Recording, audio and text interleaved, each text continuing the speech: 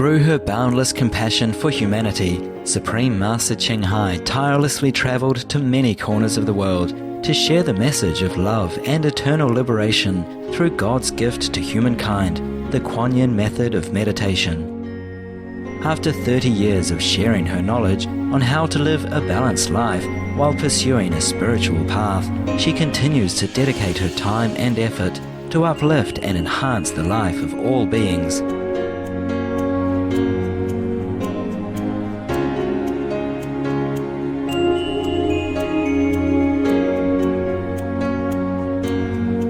Motivated by her unconditional love and overflowing compassion for our planet and its co-inhabitants, humans and animals alike, Supreme Master Ching Hai selflessly accepts invitations to share her insights and wisdom on the topic of global warming and climate change.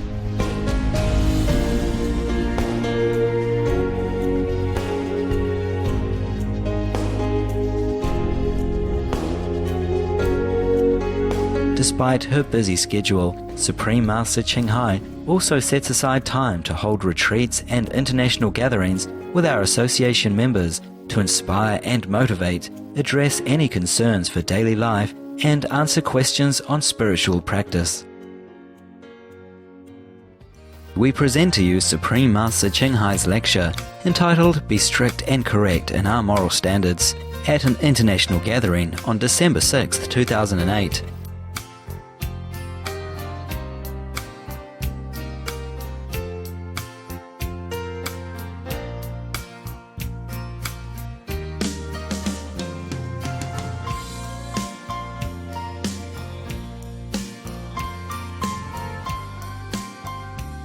Supreme Master Ching Hai's lectures are not a complete meditation instruction. Please do not try alone. For free of charge guidance, please visit www.godsdirectcontact.org or contact any of our centres near you.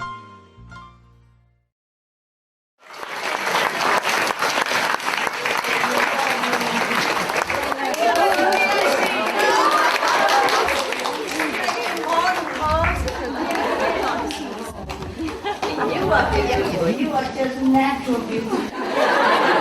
Natural beauty, yeah? What can I do with you? You're so beautiful and lovely. Lovely people.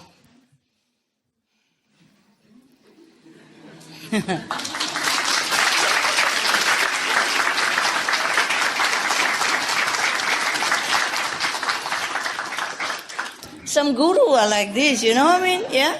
Very developed, huh?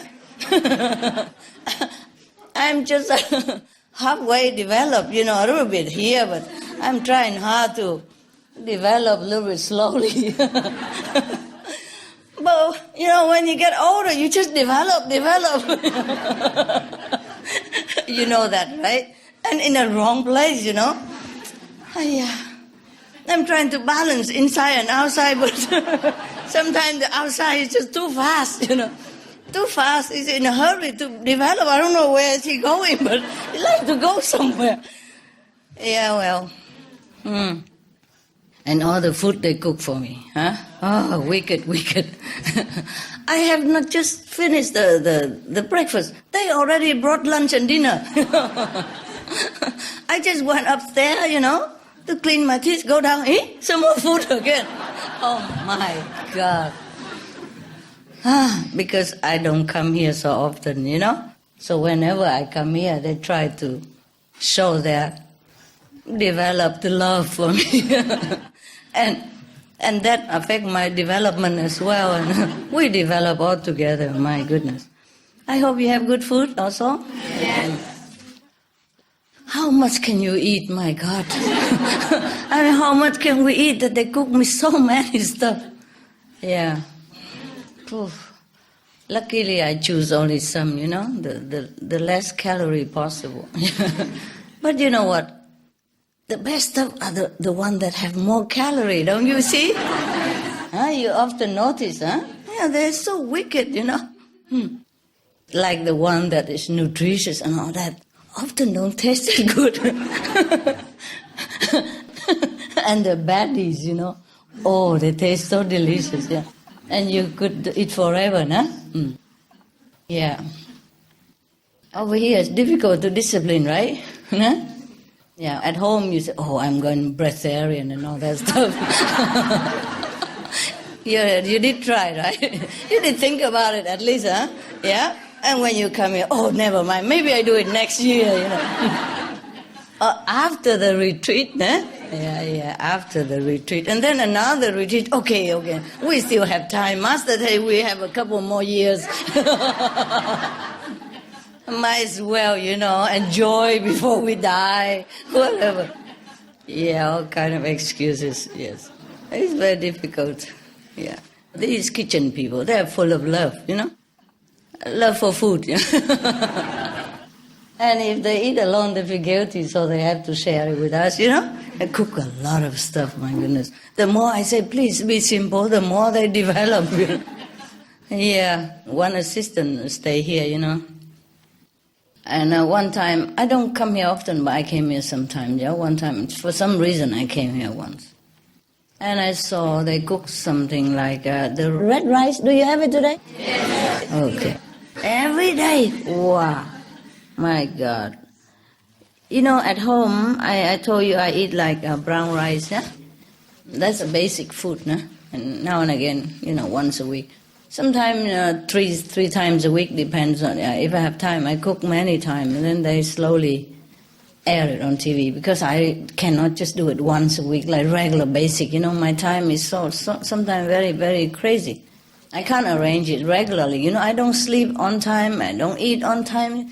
The biological clock to my body is something like from planet Mars. My body doesn't understand anymore what a biological clock is, you know. I just do whatever is there. I don't care what time. I can't. I cannot look at the watch and say, now what time I go sleep, what time I do what. I cannot anymore. You know, it's just crazy. And by the way, I'm also trying to tell my assistant over there as a comforting, oh, you know, brown rice is nutritious, you know, and sesame is protein in there, so we had enough. Okay. So then everybody here, okay, you know, the non-processed rice is nutritious, fine, good. And now they're cooking it here. But it has to be red rice, it's more pretty. The brown rice is too common, you know. Always one step better than a master. So when I came here, I was expecting some white rice, I have to confess to you, because we always eat white rice and better stuff here, you know. So when I come here once, I expect white rice, you know, fragrant, you know, the Thailand or the Vietnamese fragrant rice, you know. Oh, I like, long time no see, you know. What is that? Red rice. I said, what is that for? She said, oh, this is nutritious. It's a copy of brown rice, but brown rice is, I think, cheaper and simple to buy anywhere. Red rice is not easy to buy, I guess, you know. But of course, the rarer, the more precious. So they bought the red rice. They think it's nutritious for everybody. In Chinese, it's not just nutritious, but it means develop, you know. Bù, you know. Bù means you add in, you know. Bù also means add, you know. Yeah, add on to something. So it's a play with word. Also, maybe they write differently, yeah. And the assistant is already developed somewhat, you know. And she told me that she needs to trim down of her development. So I even gave her some tea, which is called, you know, for slimming. I said, you buy this tea, you drink it 3-4 times a day, and then you'll be better. But when I come back, I see the red rice for bù, you know, bù means adding on. I say, where else you want to add on? It's so funny, my God. Copycat. It's not always good. Okay, but you like the rice or not? Yes. Is it better than the white rice? Yes. Really? Yes. You like it better? Yes. In which way? It tastes better or what? Tastes better? Yes. Who tastes better, rice hand?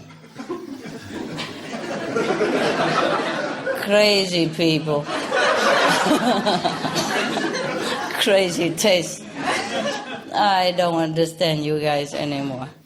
Okay, and then complain that it's expensive. Having all kind of rarity. What do we have next? Maybe golden rice, huh? When they develop some golden rice, maybe you get it, huh? Okay. All right, whatever, yeah? When I come here, I prefer to have white rice for a change, every day, brown rice, sesame, and the Nobel Peace Prize soup. Truly, because whatever I can get for cooking, like a nice stuff, I say save it, huh? Nobody touch it, huh? It's for me to cook. I put in a corner and put a note, no touch. Yeah, because sometimes they bring something from Taiwan, or if they go to Paris or something, or London come back or something, then they have some good stuff, But where I live, there's nothing to buy much, except those ready-made vegan sausages, those very long, yeah. Not like the American vegan sausage even. It tastes always the same, no matter what package they put in and what color. Sometimes you buy a white vegan sausage in a package. Yeah, they say Vienna sausage or something. And another time you buy it in another packet longer, or maybe red color or brownish color, and they say some other sausage. And for me, it tastes all the same. And so this is our choice we had. So every day this guy, assistant, he chopped either white vegan sausage, he put in there, in the soup, or the red vegan sausage, Or sometimes mixed with tofu, or sometimes without tofu, but it tastes always the same. Every day. So we call it Nobel Peace Prize soup. Because after you eat that soup and you still feel peaceful and happy, and still, loving everybody else, then you're really worthy of Nobel Peace Prize. Yeah. All right. So now you are having a new diet, huh? Red rice, huh? Those, sissy-sassy, thin and long, colorful, yeah? And you like it better? Yeah, at home you don't cook like that? What do you cook at home, rice? White? Ah, no wonder. And every day I'm brown rice, so here I like white rice. So I guess now they buy a packet of white rice waiting for me to come all the time. And for you, it's all red rice. You like it, huh? Yes. What tastes good about it? It tastes really good? Better than brown rice. Of course I know that. Don't you think I know that? Yes. But what I mean is, always picky, huh? The reason I eat brown rice just for the simplicity of it, yeah? And the less work, yeah? And also enough nutrition and vitamin B and all that, yeah? It's not because we want to be developed like that. It's not that. It just happened that brown rice is simple. They don't process too much. That's number one, less work. Less work for the world, you see? Less energy spending. Number two, the husk is still there. Or the silver cover outside is still there. So it's good. It has vitamin B and some other stuff. Yeah. By the way, just convenient, yeah? And not because we eat it, just because we want to have nutrition or anything. It's just more simple and convenient, yeah? Easy to cook, easy to have, and it's, by the way, already have some nutritional value. It's not deliberately made like that, so that we have more nutritional value. Understand me? Just go for simple. Yeah. But here you go a step further, you have pretty rice, red rice. Oh, first time I ate it in my life. Yeah. Anyway, so there is a difference between the motive, of our action. Do you understand me? Yeah? It's not what you do, it's why also. Yeah? So, of course, brown rice is, cheaper and easy to buy anywhere. Yeah? And nutrition is simple. For the most simple cooking and more nutritional value, just choose that. You see what I mean? So we don't have to do much. Just soak it and wash it and cook it, And then some sesame already made it long time, a big jar, and everybody put some, and then that's it, mix it, and soy sauce or salt, Then you're done for the day, yeah? That is the purpose of us eating the brown rice at my home. It's not because of nutrition. Of course it's nutrition, but it's like that. And then they heard that they have to make it better, and then now it's nutrition. Red rice. Red rice is nutritious, yeah? It is? More than brown rice? No? Less, huh? Same? You sure? Okay. Whatever you're happy. But this is just an example, of the motive behind our action. Yeah? Sometimes we copy somebody doing something, looks similar or exactly the same, but the motive behind is not the same. Understand? Right. Now it comes to just like our life, we have to live more simple, not to be for better and all that stuff. Yeah, okay? Understand? Now you eat whatever you want, of course, and if it's good for you, you can continue to eat that at home. Maybe it's good. I also don't even eat that much rice, brown rice also, just some tofu, raw, simple. Yeah, and then ketchup or soy sauce. Yeah, I eat my 1 or 2 pieces of tofu. That's really feel good for lunch already, or dinner, or breakfast, or lunch, breakfast, dinner together. And then some fruits, That's very simple. So I hardly even eat rice at home. I do eat, but not like every day, Not like I used to do, like the Vietnamese people eat rice every day. Yeah, okay. Because it's just you just make life more simple. That's all, And whatever you eat is enough for the body to function. All right. Not to be sick, that's all. But not to try so hard, Not try too hard to make yourself develop, It's already difficult, being old age, to keep your development slow. Yeah. Now, and the reason, just by the way, we're talking about the motive of our action. Yeah, by the way. Like, I do not take your donation, okay? That's number one, because I believe each one should be independent, yes?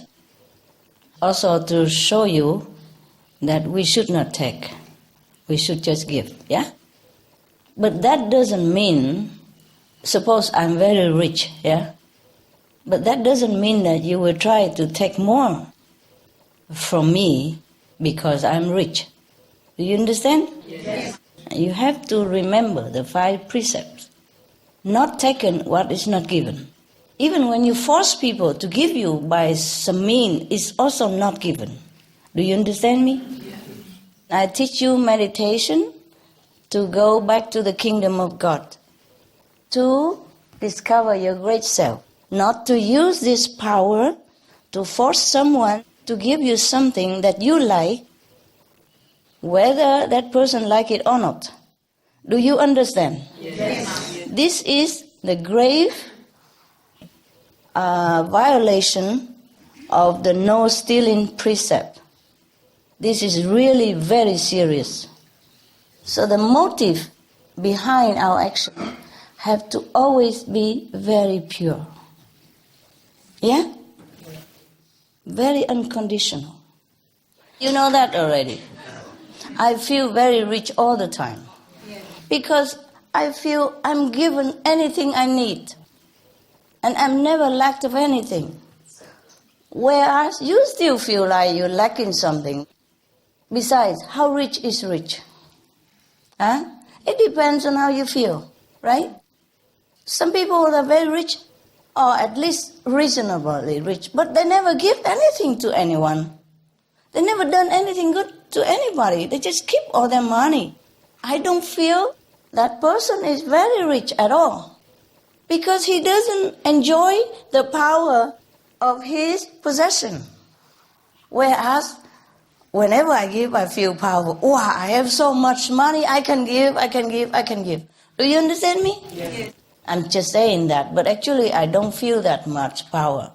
But what I mean is, If you don't enjoy the power of your possession, then you are a very, very poor person, no matter how much money you have.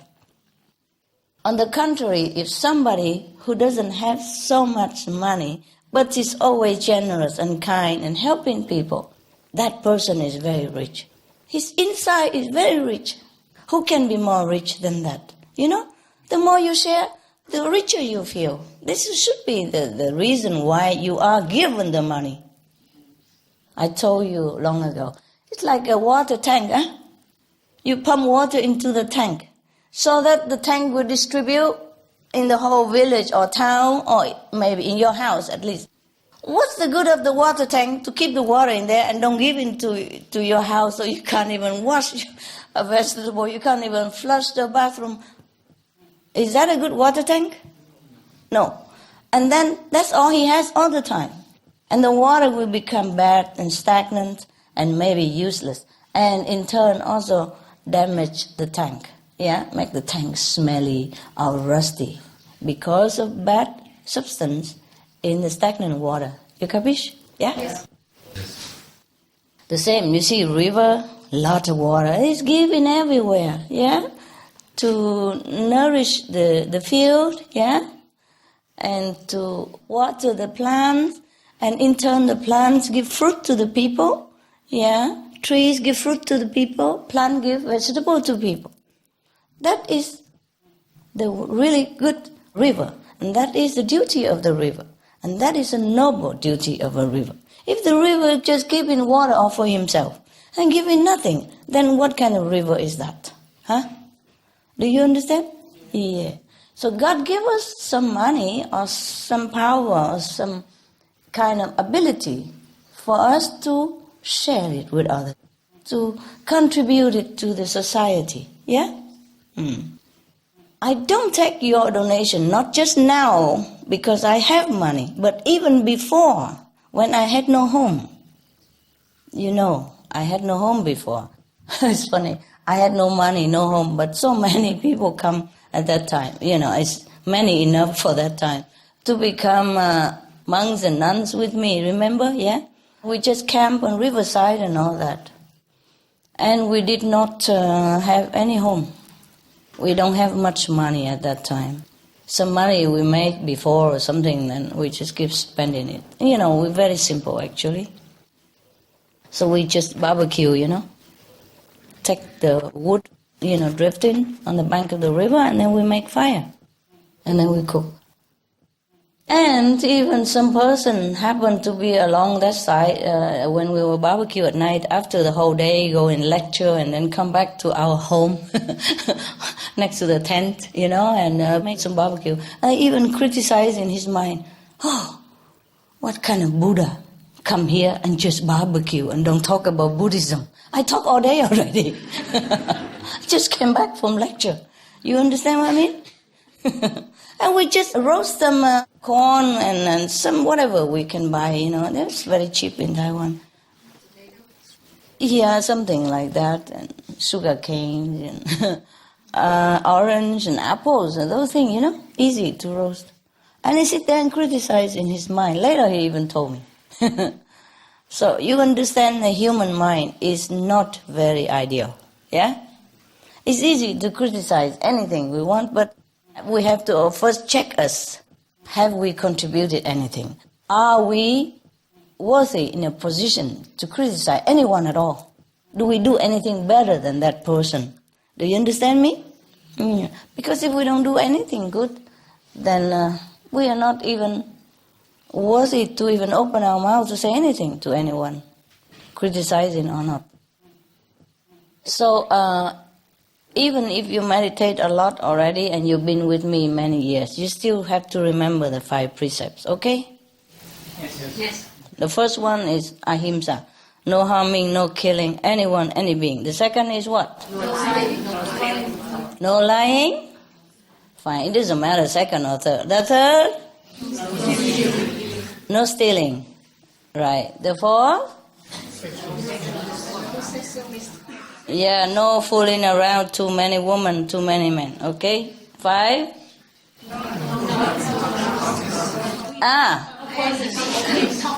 No intoxicants, yeah, like cigarette, drugs, alcohol, yeah, even gambling. Anything that make you addicted and also damage your health and your family relationship, yeah, and ruin your property and all that. Some of the tragic tolls of addictive drug abuse. Over 200,000 deaths each year. Costs of $181 billion each year in the United States. $33 billion in the UK. Lifetime cost of current drug addiction amounts to $575 billion in the UK. Over 100 British children each week call a hotline to express concern about their parents' drug and alcohol use. Harmful effects. Brain damage with mental and emotional losses, stroke, heart disease and irreversible damage, liver disease, tuberculosis, emphysema, cancer, depression, suicide, permanent memory loss, mental illness, higher infant mortality, increased crime and violence, impotence. Crime and violence. Illegal drugs are a factor in 50% of burglaries in the United Kingdom each year. In the U.S., 60% of people arrested each year have been taking illegal drugs. 650 heroin addicts in the U.S. committed 70,000 crimes in a 3-month period. Social costs. U.S. businesses lose $100 billion per year due to employees' drug and alcohol abuse. Australians pay $53 billion per year for healthcare, law enforcement, and lost productivity of drug users. Environmental costs. Every gram of cocaine produced destroys 4.4 square meters of rainforest, with 300,000 hectares of rainforest lost each year to cocaine production. Death. 52 people die each day due to drugs in the U.S. In Canada, substance abuse is attributed to 21% of total deaths and 23% of potential life years lost due to early mortalities. Plus more. Subsidize and convert the drug industry into vegetable organic farming. For help quitting, please visit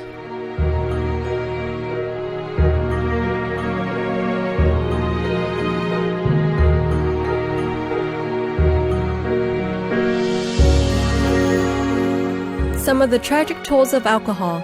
2.5 million alcohol-related deaths per year worldwide. 1 in 6 deaths on the road in the UK are caused by drunk driving. In Australia alone, 70% of adults are negatively impacted by another's drinking, with 43% affected by physical or verbal abuse. Over 100 British children each week call a hotline to express concern about their parents' alcohol and drug use. Cost of alcohol-related illnesses.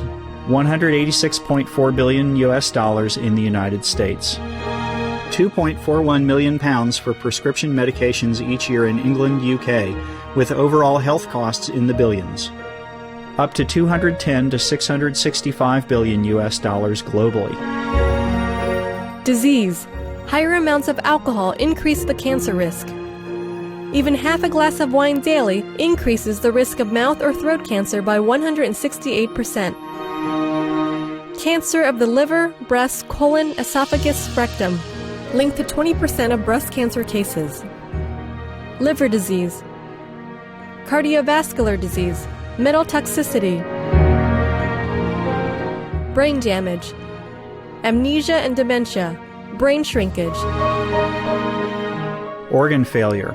Heart, liver, kidneys, stomach, pancreas, eyes. Birth defects. Children afflicted by anxiety and depression. Mental retardation. Fetal alcohol syndrome. Stunted growth. Facial deformity. Sudden infant death syndrome. Miscarriage. Alcohol-related violence. Child abuse, 50% of cases. Violence toward loved ones, 30% of cases. Violent acts, 40 to 80% of cases. Suicides, 20 to 50% of cases. Plus more. For help quitting, please visit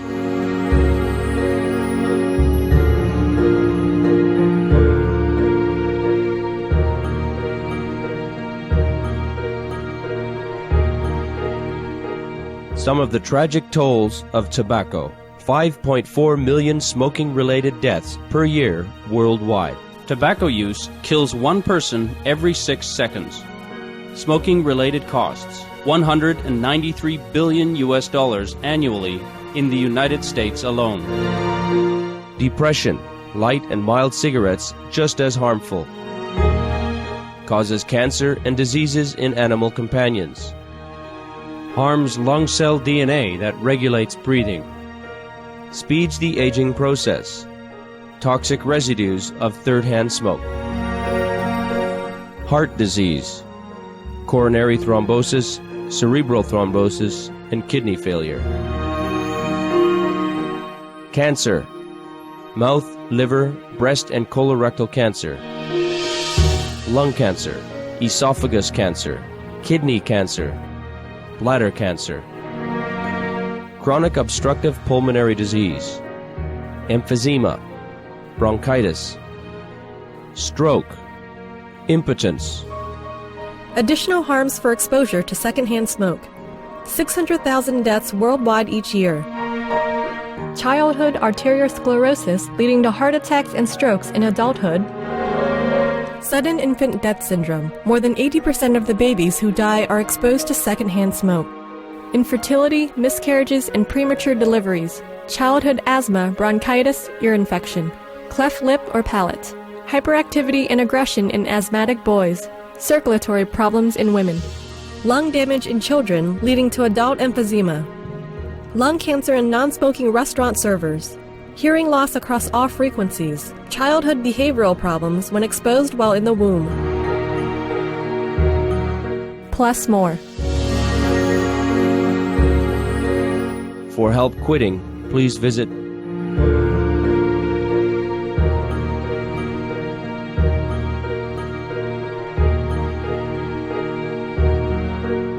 For more information, please visit www.suprememastertv.com/killers. Yeah, okay. That's good. At least you remember. And you have to check yourself every day with a diary. Understand? Whether what you have done all day is correct or not correct. Yeah? You must. A Buddha who is not correct is an incorrect Buddha. Okay? Now, you know that already, yeah? So, I just want correct Buddha, nah? I don't want fake Buddha. Now, you have to be careful like that. Because it's so easy to be tempted. Oh, why not? You know? It's very easy for us to be tempted, yeah? So we always have to check it, control our thinking. Oh, the candy is over there, why not taking some, you know? Nobody's looking. Or master can buy more anyway. Yeah? It's not the reason for you to take it. You see? Because I don't ask you to contribute. You should not think that you could, you should take everything else from me. That is not correct. Yeah? I don't take something from you, not necessarily that I'm rich. Okay? I want to keep clean. Make an example for you. We all have to. And for the same reason, you should pay when you come to any center to eat. I pay also here. The food, I pay also. I pay for all the residents who stay here as well. So that the money you pay is just for you. Because if we eat, then you're short. You understand? They calculate it, for example, for 10 person. And if we eat like 13 person, then the food will be different, short. Okay? So if I'm here, I pay also. So it's not because I want you to pay because I want your money, nothing like that. Even if I'm rich, you pay. Yeah, and whatever belong here, you leave it alone. You are allowed to use it, to share it, but not to take it. And if I say no, it's no. Anybody who say no is no. Not just master say no. Especially master say no, then it's no, no, no. Understand this? Yes. You understood? Yes. Good.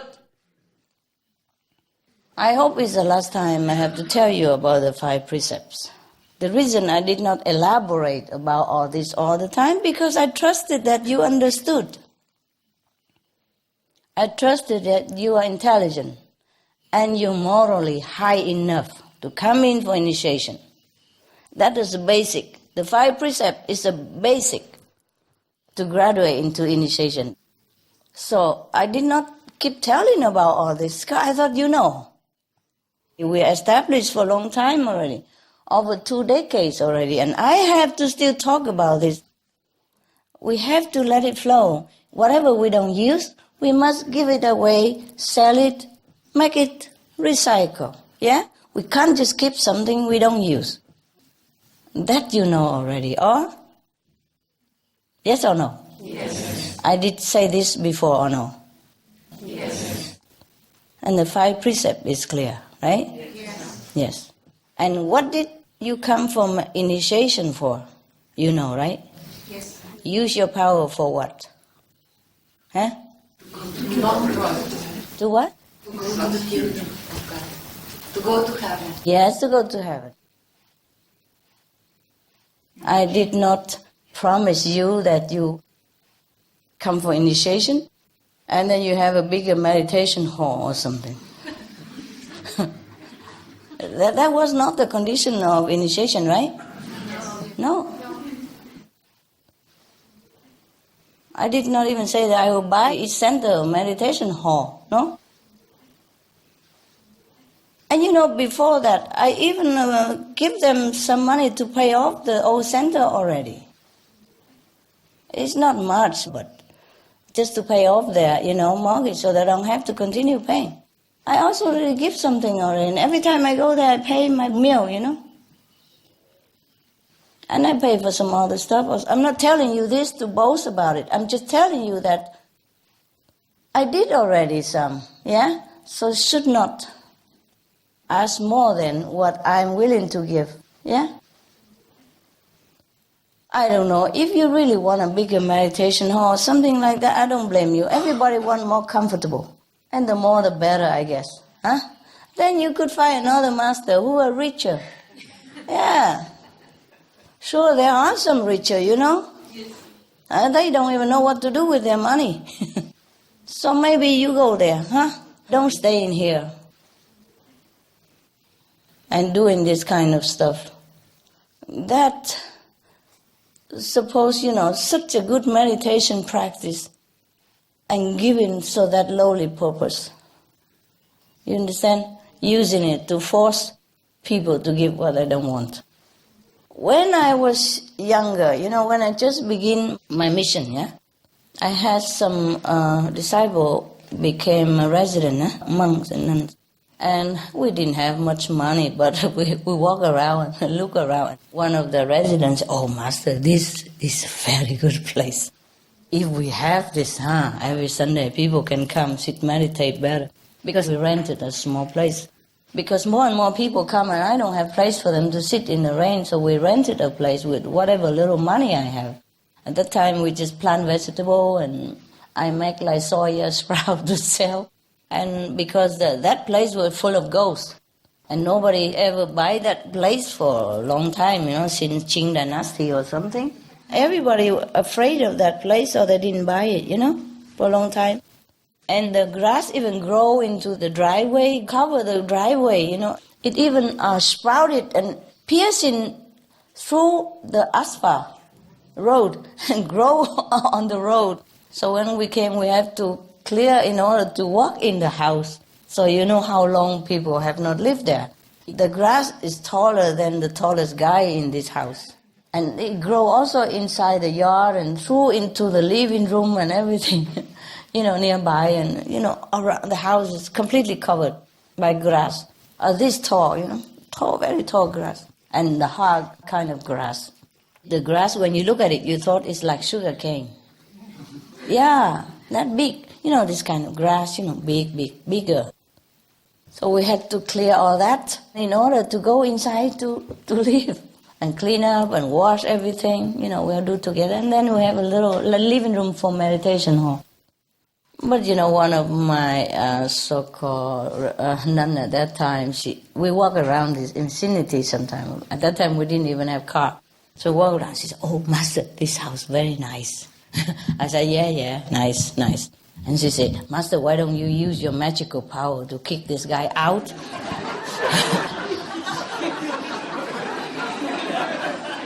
And then we can, buy it cheap or something. Kind of resident, But later she knew she's wrong, of course, and she told me, yeah, that's correct, that Master scolded me. Yeah. I scolded her. I said, you should never have such a, incorrect thought like that in your head.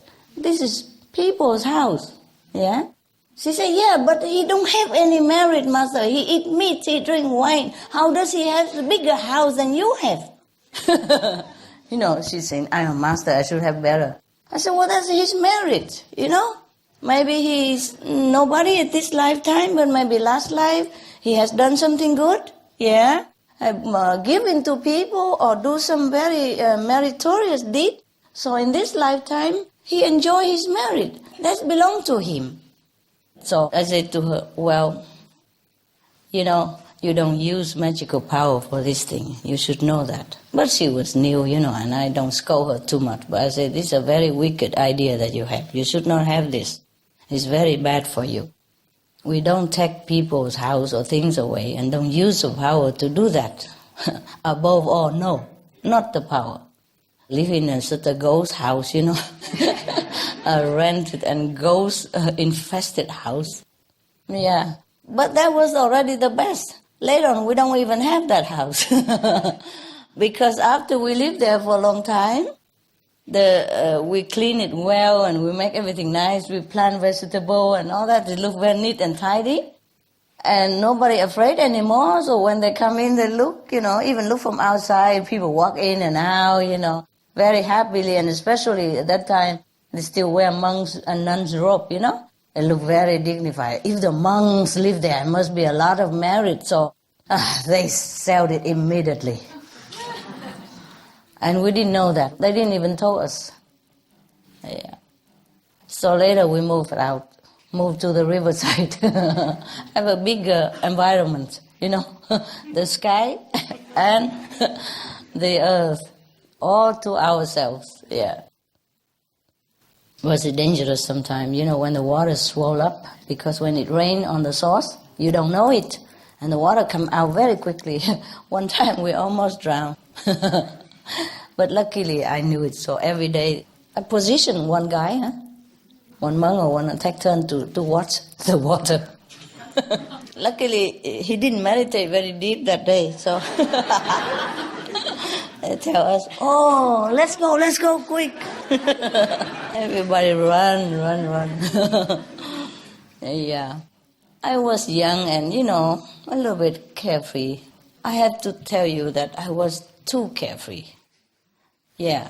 Sometimes we just drink water from the river and we don't know where the river comes from and we couldn't care less, And sometimes we don't even know, there's no river even, there's the water came from somewhere. We just see the water and we filter it and then we use it.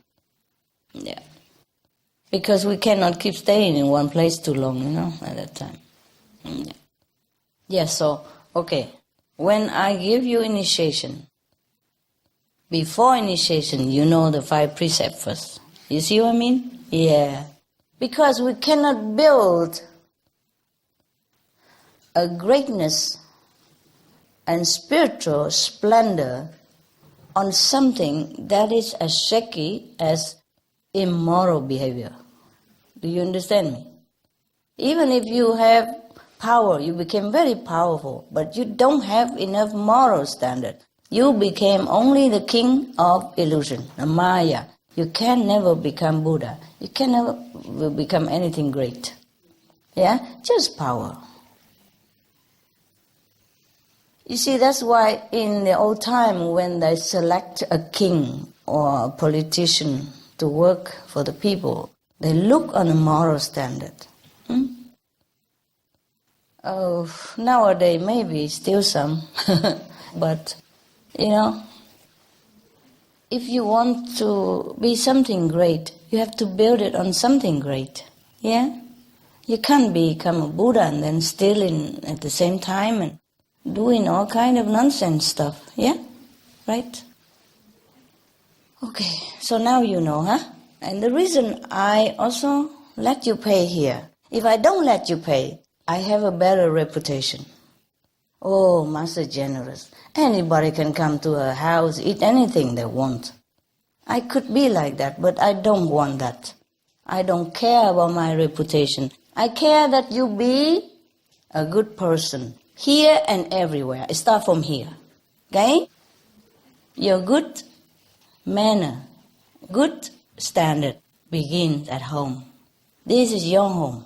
You show it to me first. I train you from here first. You be independent. You look after yourself before you can boast that you are taking care of sentient beings and saving the planet.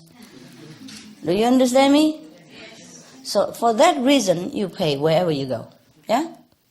All their residents, when they come and live in your house, do they pay? Yes. Anybody who hosts a resident? One? Who? Raise hand. Yeah, okay. Did they pay you? Yes. Yes. They did. Yes, I told you. You also? Yeah. They pay you? Yeah. Yeah, that's what I taught them. You see? They have to bring their own sleeping bag. Bring their own bowl and whatever utensil, just a bowl and chopstick, whatever. So that they don't bother you. Yeah? So you don't have to wash the blanket after they left. Even then, they have to pay for their meal. And an extra if they go in your car, whatever. They did pay, right? See? Right? Yes or no? Yes. Good. So you see what I mean? Yeah? Charity begins at home. Good manner also begins at home. You see, if a child don't behave well, they blame the mother and the father, no? They say, oh, your parents don't teach you well. Yeah? But I do teach you well. We have so many lecture and DVD and every month news magazine.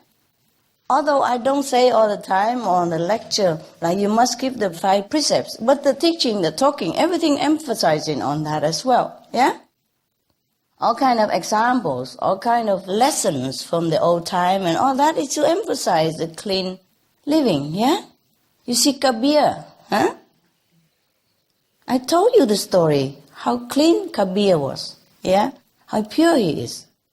And I tell you the story also of Mirabai, the princess, who gave his master, who is a poor cobbler or something, a diamond which he could, sell and live the whole life, nicely, but he did not take it. She put it on the roof and it will still stay there for a long time until she come back. And she asked, Master, why are you still poor like this? Why are you still working and earn your living? I gave you a diamond. I put it there in front of your door. And the master said, wherever you put it, it's still there. Go get it. You understand? Yes. What for you listen to all this story and not learning anything from it? I'm not trying to amuse you by being a good storyteller or a good translator from the old books or something like that. These are for you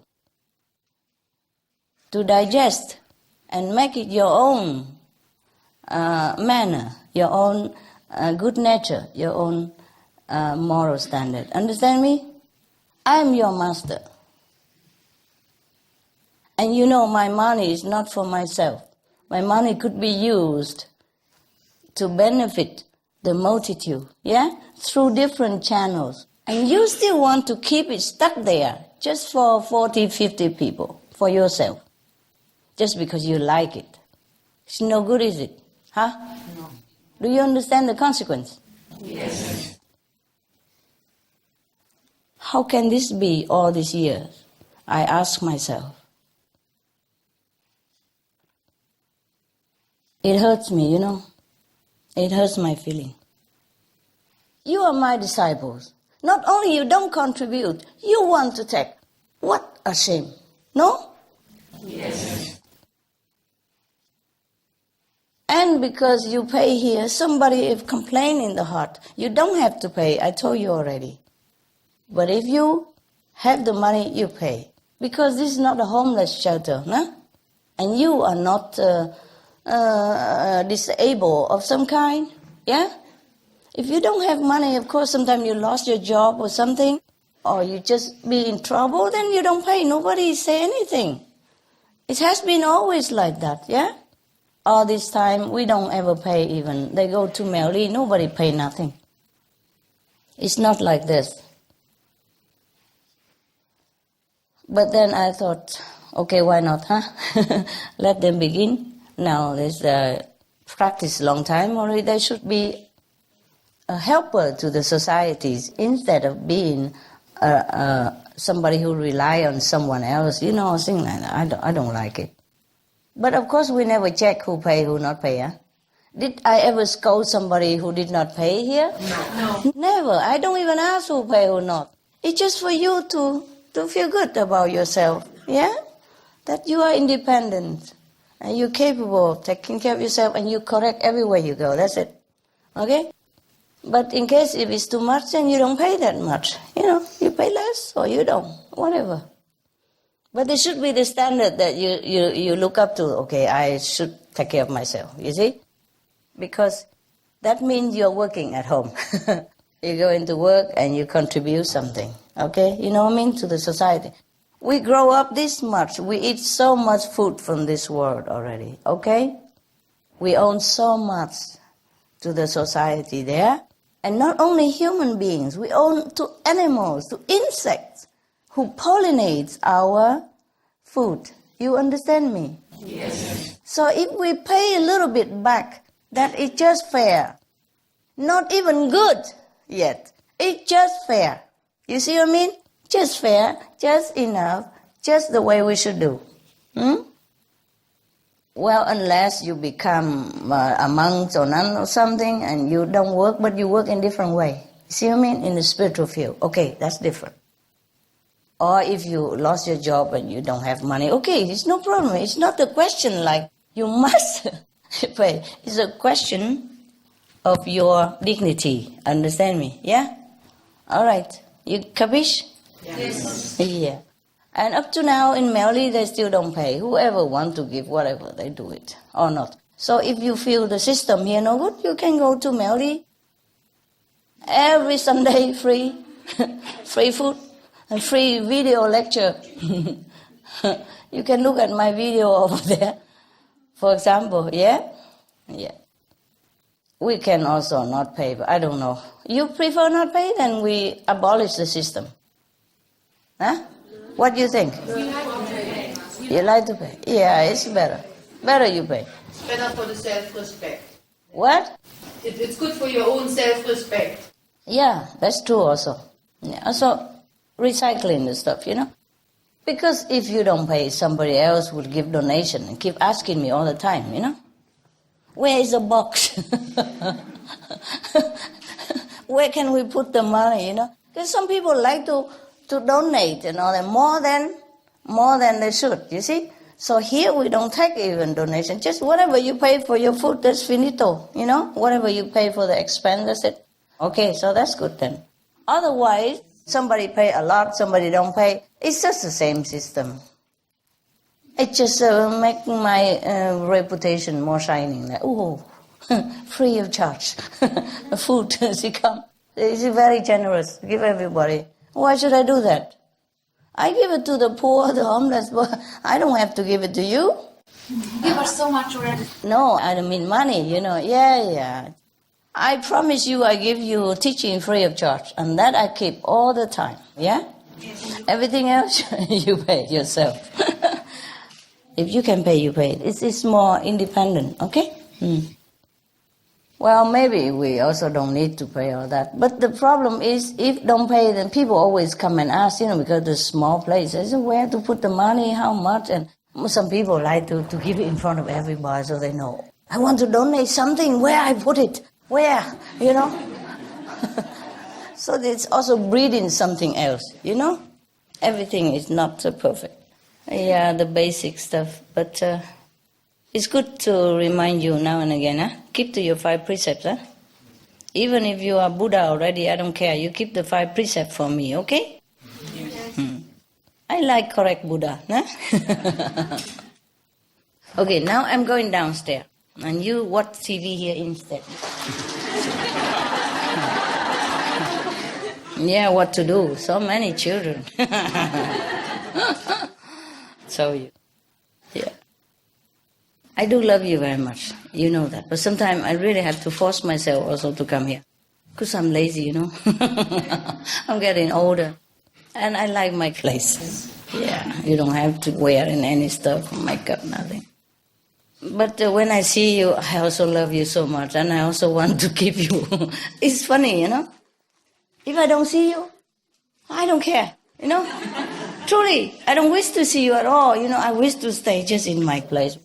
Every day wear the same clothes for 3-4 days until I throw it on the wall. And if it stick there, I mean it's time to wash.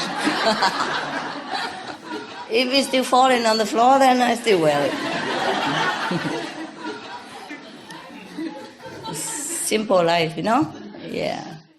But when I see you, oh, I love so much. I don't want you to go. And when I don't see you, I don't want to come here. Can you explain why I'm so complicated like that? Huh? Normal. No? It's normal. Normal? Yeah. Why? Why normal? I thought it's not normal. Huh? It is. It is? Okay, thank you. I'm normal. After all, I'm normal. Okay. You have a normal master. Ah. Lucky for you. All right. I'm going downstairs, okay, Kitty? Yes.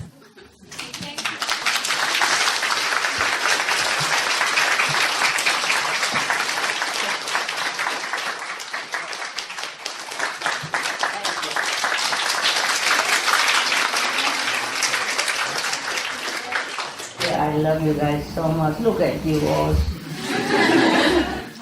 So lovely. Oh, what am I to do with you?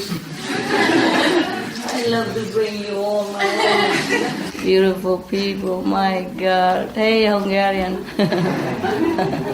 Whoever you are, what can I do with you? You stole my heart. I could see you every day like this and I never feel tired. But when I don't see you, I feel tired. Like I don't want to come. You know, I have to confess to you like that. I was reluctant to come. But I know I have to come, of course, but not like, oh, I'm looking forward to go to see people.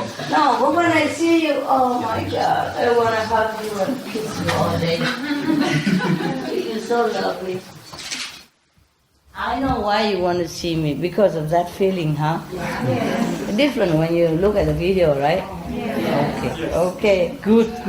I got it. See you later, okay?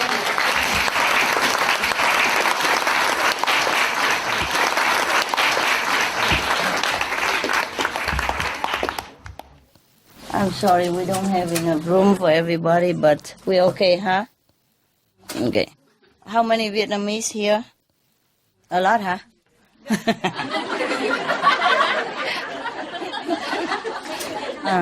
Từ ngoài Bắc ra hả? Trời, từ ngoài Bắc qua đây hả? Miền Nam hả? Bao nhiêu người đâu? Có 2 người thôi. Anh chị truyền cho 14 năm, 15 năm rồi. Bây giờ mới được qua hả? Bây giờ đến được xa. Mấy người đó đâu? Đâu lại ngồi đây coi mặt mấy đồng chí đó coi. Come here. 2 người. 2 người trên đó hả? Ok.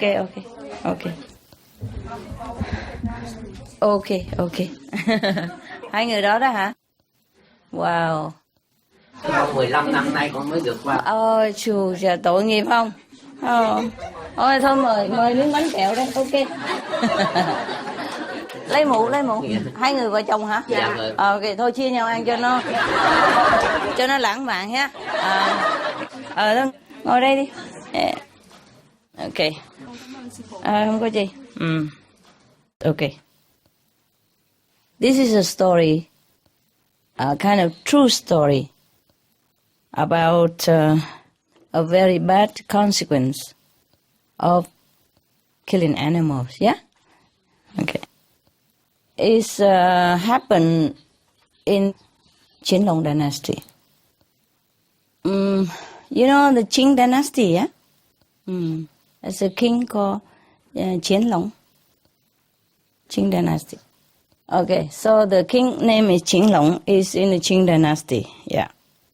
Under his dynasty, this story happened. Okay. It is at the end of Qinglong dynasty, yeah, all right. So now, in the place called Runzhou, the people there are very, very, very, kind of very vicious. They love to kill. The whole vicinity, the population of that place is very, very vicious. They're brutal. It doesn't matter if they are old or young or little kid, they're already born in this kind of tradition to kill. They love to kill animals. They never think twice about killing any animals. Also, killing their own children. Such a terrible tradition. Okay. In some family, if they already have other girls, because in the old time, they have more preference for boys. Yes. They even say, if you have one boy in the house, then you can say you have children. If you have 10 girls in the house, you can say you have no children. Yeah, because in the old time, it's just a macho society. They think that the boys are the one who carries family name. So if you have a boy and he married to somebody and he have children, then your name, the family name will live forever. You see, like Mr. Chand and then Mr. Chand Junior and then Junior, they continue forever. And they like it like that. So your name will not die. The clan will not die with the boy. So they like to have boy instead of girl. So if they have a girl already and they have another girl, for example, they will kill that girl. Either they bury the girl alive or they drop her in the water and make her die. And they don't have remorse because they have been taught and trained in this ruthless mentality. Do you understand how a wrong concept could infect people like this? Yeah, change the loving heart of a parents even into such a cruel, cold-blooded, and ruthless person. Kill your own babies. Yeah, it's not possible to even imagine this. The population of this area, every day they go to get the animals or, those small little snails. Yeah. They go get them a lot to eat or to sell as a way to live. Yes. Also, they taught their children to do the same, to go get all kind of things, birds and snails and fish and frogs, yeah, and then teach them how to open them up and vivisect them and all that. And even then, they clap in their hand and say, "Look, how my boy is so heroic, so strong, and so brave," Thing like that. They encourage children into this kind of ruthless habit. The whole population of that area is like that. Incredible. The more the children kill in animals or small little snails or frogs like that, the more the parents feel proud of them, and the more they encourage them, clapping their hands, applauding them, and encourage them to do more. Very proud. The parents are very proud if the children become more and more ruthless like that. So the children grow up in this kind of encouragement, wrong conception and ruthless tradition. So the more they grow up, the more they become vicious and ruthless, remorseless. So they kill anything, anyone. They have no remorse in their heart. They don't know anything better about compassion or being nice to others or being compassionate to others beings. Nothing. They've been taught since they were a kid already to be vicious. So when they grow up, they carry with them this kind of killing energy around them all the time. One day, one of the citizens of this area slept and dreamed that there were two officials wearing black clothes, and in the hand of the two officials there were a book, also black cover, and something written inside. This man dreamed that he and the villagers went there and asked the two officials in black clothes, "What kind of book are you having in your hand?"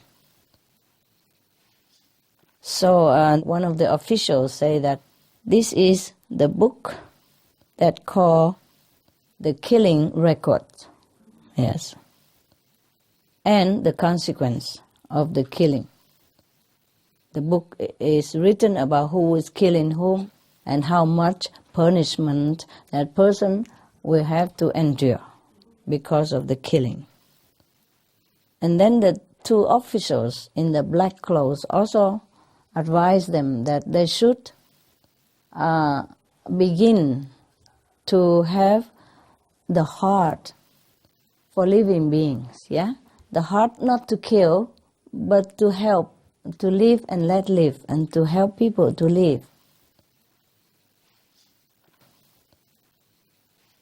But of course they don't listen, huh?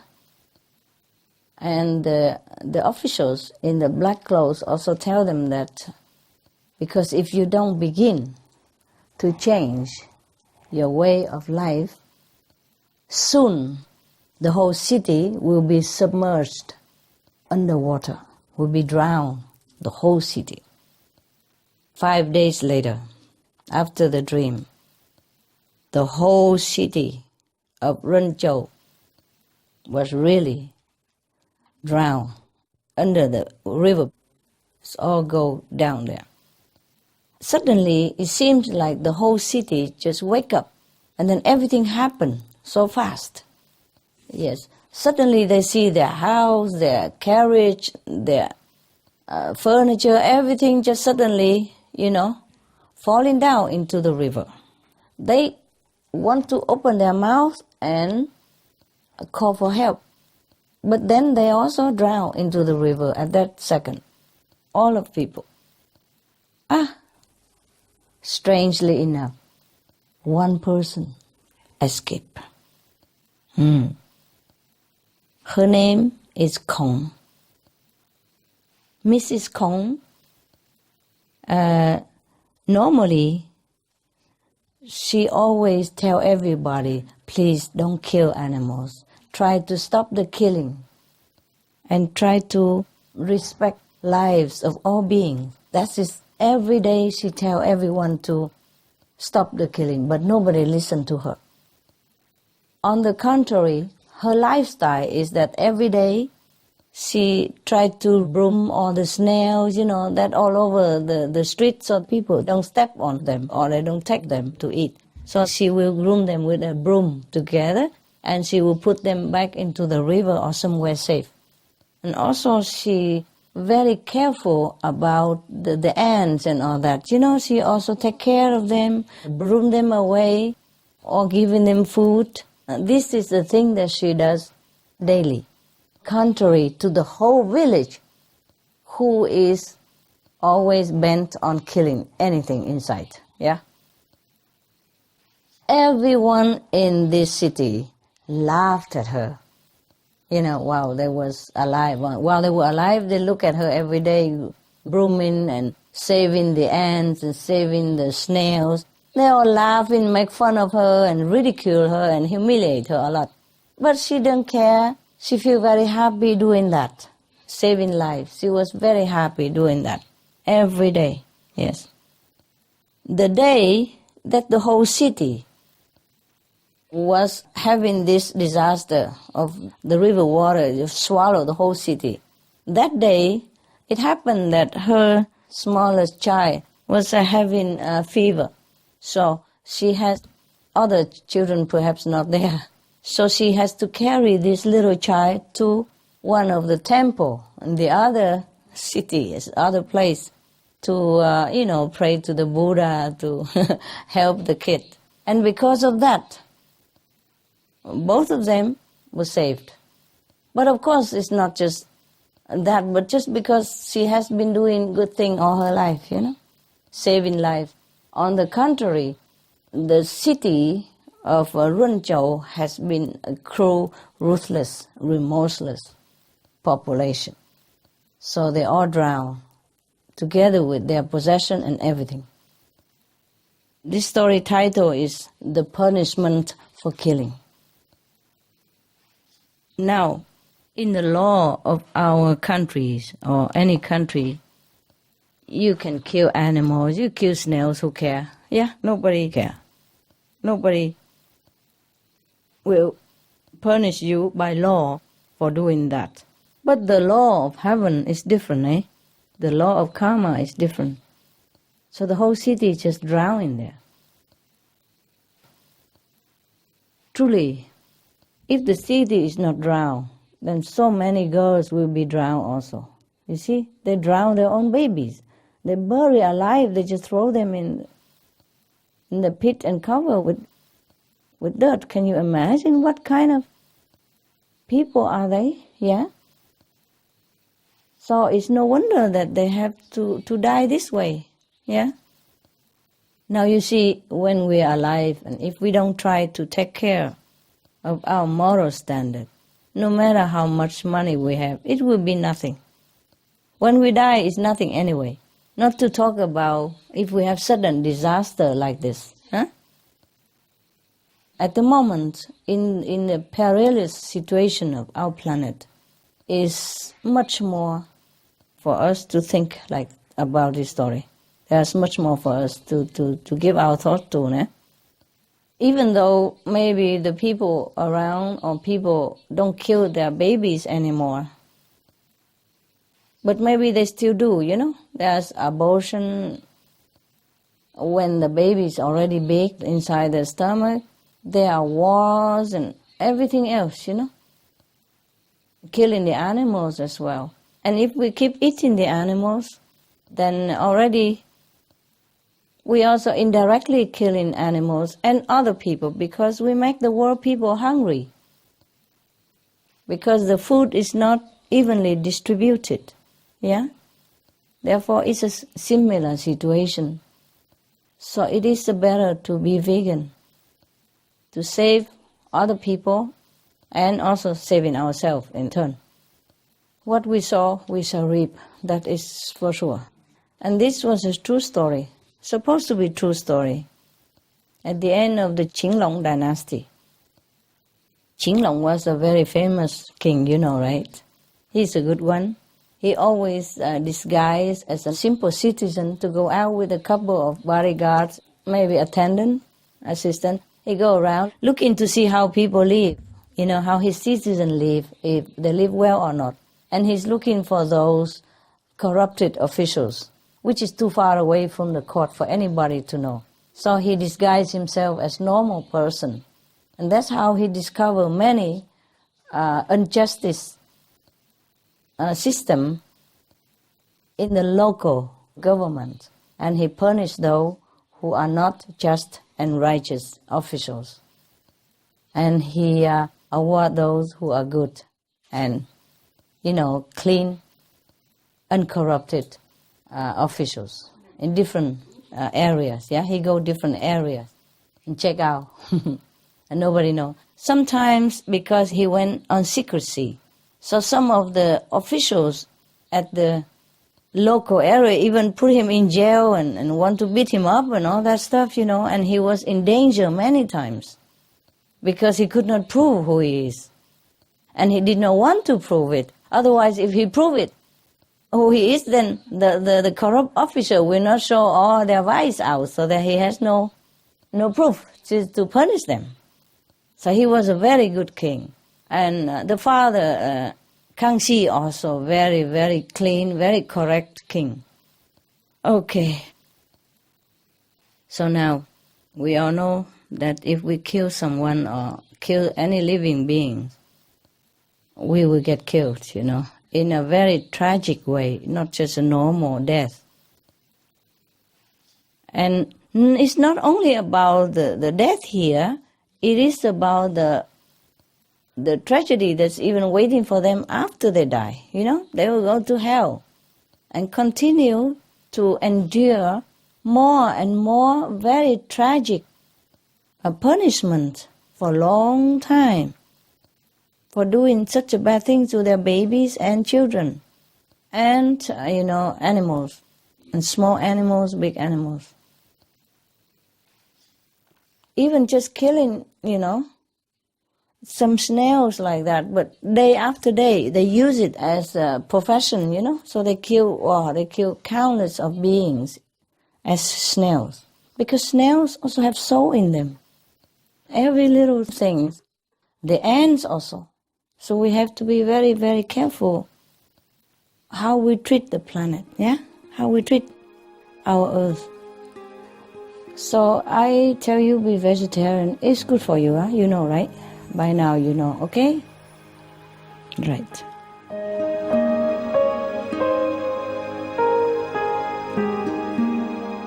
Vegetarianism in religion. The Baha'i Faith. Regarding the eating of animal flesh and abstinence therefrom, know thou of a certainty that, in the beginning of creation, God determined the food of every living being, and to eat contrary to that determination is not approved. Selections from the Baha'i writings of some aspects of health and healing. Buddhism. All meats eaten by living beings are of their own relatives. Lankavatara Sutra. Also, after the birth of the baby, care must be exercised not to kill any animal in order to feed the mother with meaty delicacies, and not to assemble many relatives to drink liquor or to eat meat, because at the difficult time of birth there are innumerable evil demons, monsters, and goblins who want to consume the smelly blood. By ignorantly and adversely resorting to the killing of animals for consumption, they bring down curses upon themselves, which are detrimental to both the mother and the baby. Ksitigarbha Sutra. Be careful during the days immediately after someone's death, not killing or destroying, or creating evil karma by worshipping or offering sacrifice to demons and deities, because such killing and slaughtering committed, or such worship performed, or such sacrifice offered, would not have even an iota of force to benefit the dead, but would entwine even more sinful karma into previous karma, making it even deeper and more serious. Thus, delay his rebirth to a good state. Karma means retribution. Ksitigarbha Sutra. Gaudai. The most important thing is to stop killing, because animals also have souls and understand like humans. If we kill and eat them, then we owe them a blood debt. Teachings of the Saints. Christianity. Meats for the belly, and the belly for meats, but God shall destroy both it and them. Holy Bible. And while the flesh was yet between their teeth, ere it was chewed, the wrath of the Lord was kindled against the people, and the Lord smote the people with a very great plague. Holy Bible. Confucianism. All men have a mind which cannot bear to see the sufferings of others. The superior man, having seen the animals alive, cannot bear to see them die. Having heard their dying cries, he cannot bear to eat their flesh. Mencius. Essenes. I am come to end the sacrifices and feasts of blood, and if ye cease not offering and eating of flesh and blood, the wrath of God shall not cease from you. Gospel of the Holy 12. Hinduism. Since you cannot bring killed animals back to life, you are responsible for killing them. Therefore, you are going to hell. There is no way for your deliverance. Adalila. He who desires to augment his own flesh by eating the flesh of other creatures lives in misery in whatever species he may take his birth. Mahabharata anew. Islam. Allah will not give mercy to anyone except those who give mercy to other creatures. Hadith. Do not allow your stomachs to become graveyards of animals. Hadith. Jainism. A true monk should not accept such food and drink as has been specially prepared for him involving the slaughter of living beings. Sutrakatanga. Judaism.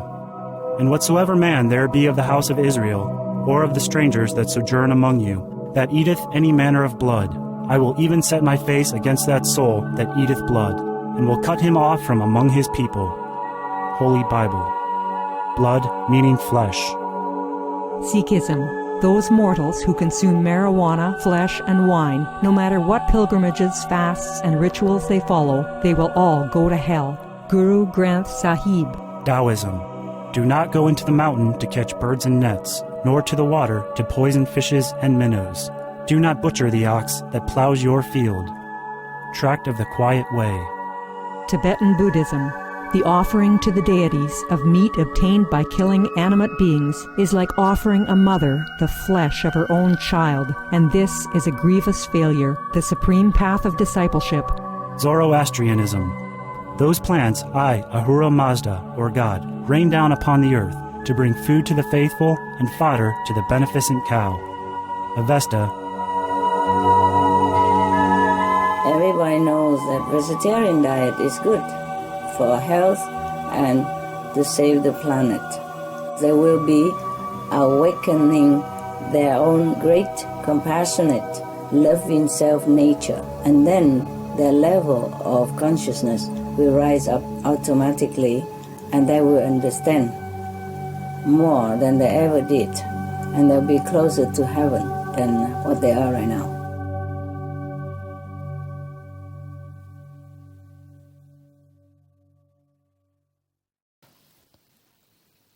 Any question?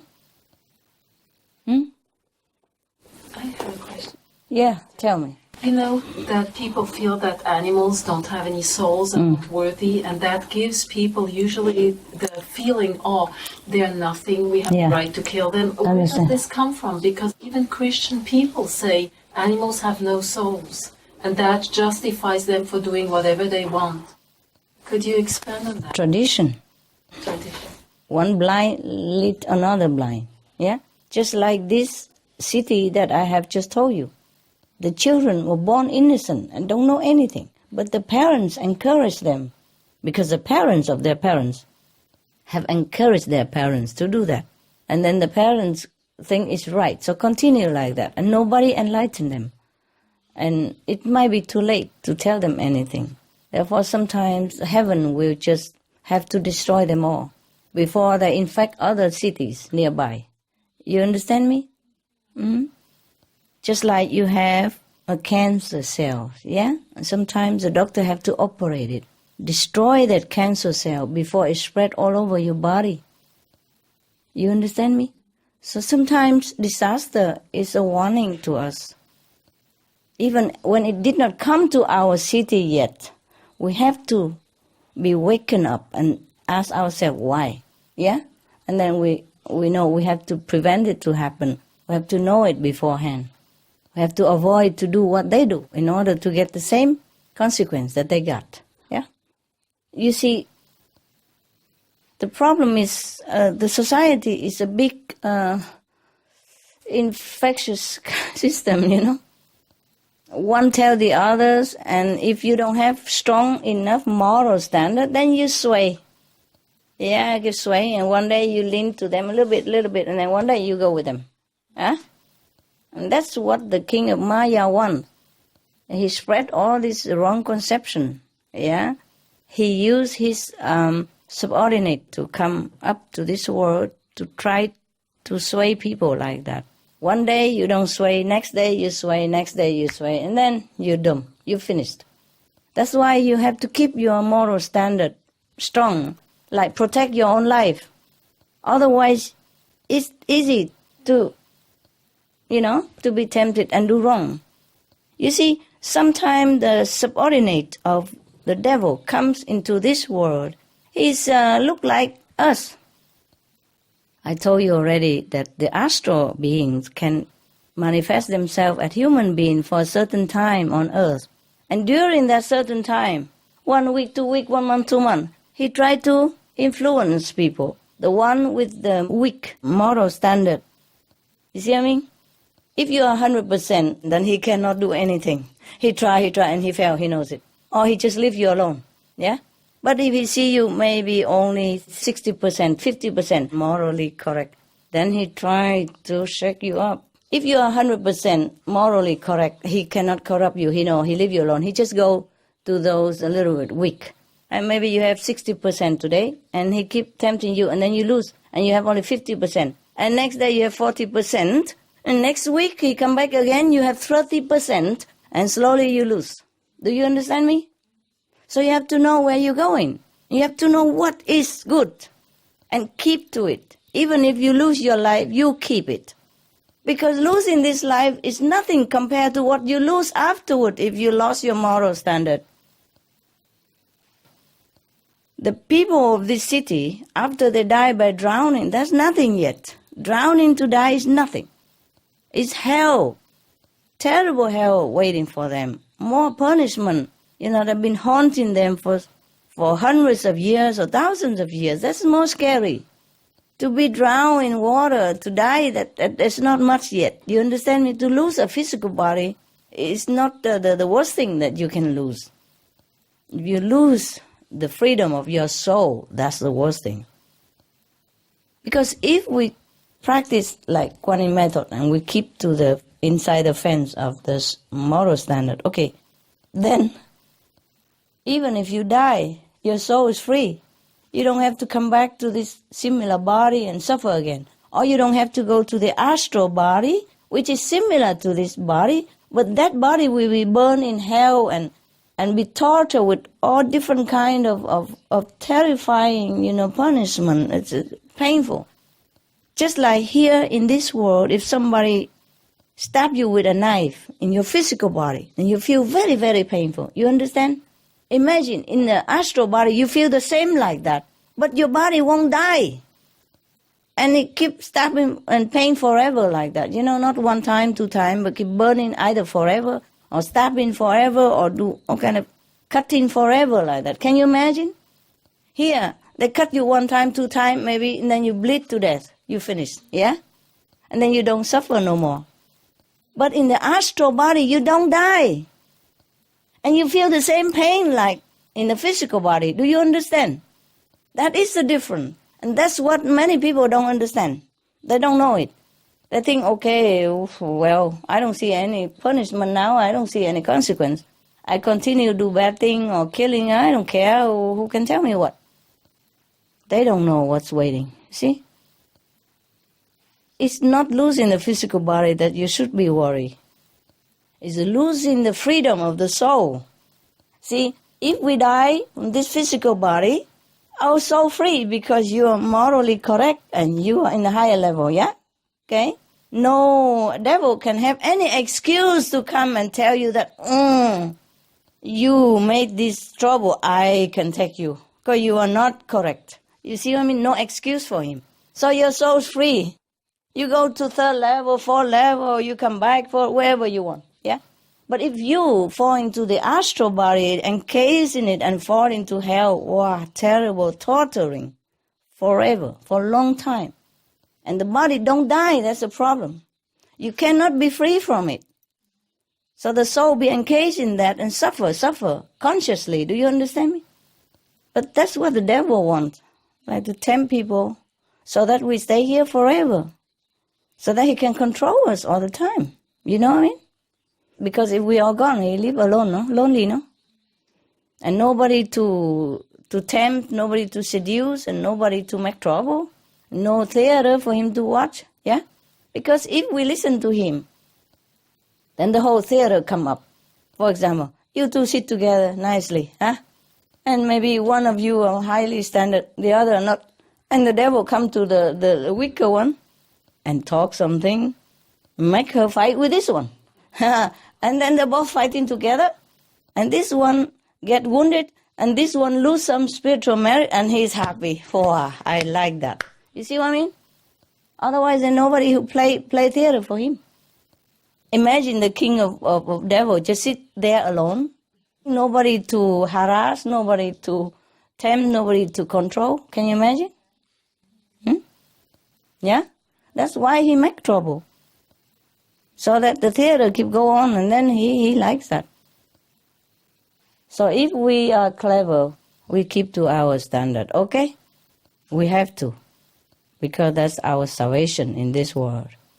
Once you are in the third level, at least you're free, yeah? You do what you want. But over there, you will never do anything wrong, because no temptation.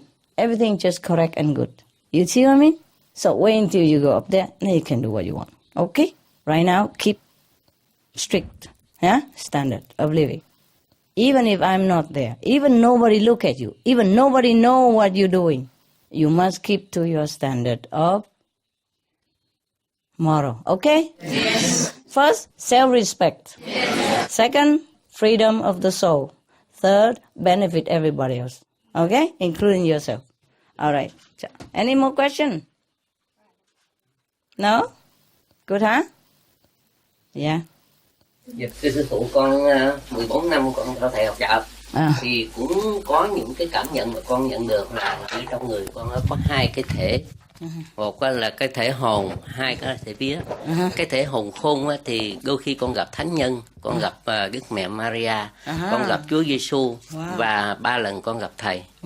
Còn cái phần vía của con đôi khi con cũng không có muốn đi đến những cái cảnh giới thấp. Con biết là cảnh giới thấp nhưng mà con dạy nó không được, con biểu đừng đi đến đó mà nó cứ vẫn đi. Sư phụ làm sao có thể là dạy cho nó bảo rằng đừng ở ghi ghế mà ghi học đạo cho nó đúng. Thì lúc đó kêu sư phụ kéo lên, ok? Dạ, con dạy mà nó không. Ở dưới nó vui. Cũng như nhiều người đâu có muốn đi lên thiên đàng đâu, ở đây hoài chết không chịu đi, kéo không chịu lên á, phải không? Dạ. Any more question? No? You done, yeah? No more?